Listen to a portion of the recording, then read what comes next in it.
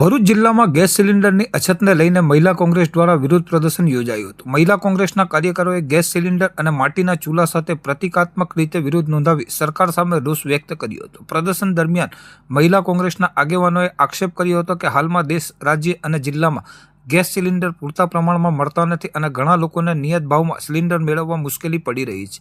કાળાબજારીના કારણે સામાન્ય લોકોને વધુ કિંમતે સિલિન્ડર લેવા મજબૂર થવું પડ્યું છે। મહિલા કોંગ્રેસના કાર્યકરોએ જણાવ્યું હતું કે ભાજપ સરકારના શાસનમાં લોકો વારંવાર લાઇનમાં ઊભા રહેવા મજબૂર બન્યા છે। નોટબંધીના સમયમાં રોકડ માટે, કોરોના કાળમાં ઓક્સિજન સિલિન્ડર માટે અને હવે ગેસ સિલિન્ડર માટે લોકો લાઇનમાં ઊભા રહેવાની સ્થિતિ ઊભી થઈ છે તેવો આક્ષેપ પણ કરવામાં આવ્યો હતો। પ્રદર્શન દરમિયાન સરકારે ગેસ સિલિન્ડરની પૂરતી સપ્લાય સુનિશ્ચિત કરી કાળાબજારી પર કડક કાર્યવાહી કરવાની માંગણી પણ કરવામાં આવી હતી।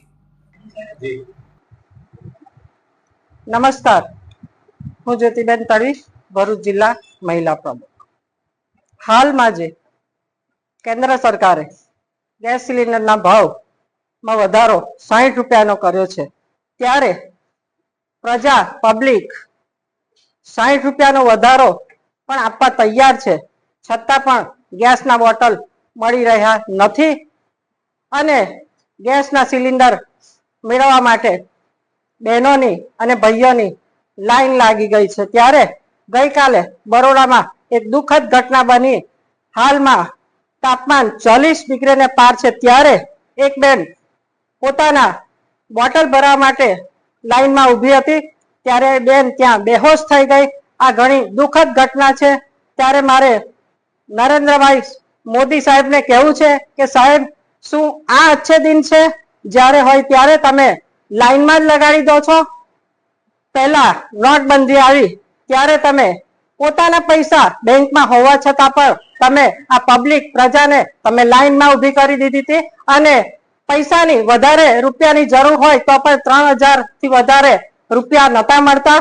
ત્યાર પછી કોરોના કાળ આવ્યો ત્યારે પણ તમે ઓક્સિજનના સિલિન્ડર માટે પણ તમે લાઈનમાં ઊભા કરી દીધા ને હાલમાં પણ તમે જોવો છો કે ઘરેલું ગેસ કોઈ જગ્યાએ મળતો નથી, એના માટે પણ રાત દિવસ બહેનોની લાઈન લાગી ગઈ છે અને ભાઈઓ પણ નું ખિસ્સું પણ હળવું થઈ ગયું છે।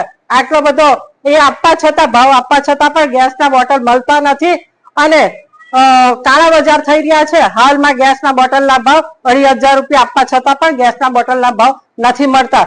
ત્યારે કોંગ્રેસના રાજમાં ગેસના ભાવના બોટલ 300 રૂપિયા હતા ને 350 થયા, ત્યારે સ્મૃતિજી ઈરાની રોડ પર આવીને બેન ધરણા પર અને બૂમો પાડતા હતા કે આટલો બધો ભાવ હોય। ત્યારે મારે એ બેનને કહેવું છે કે બેન, કયા બિલમાં ઘૂસાઈ ગયા છો?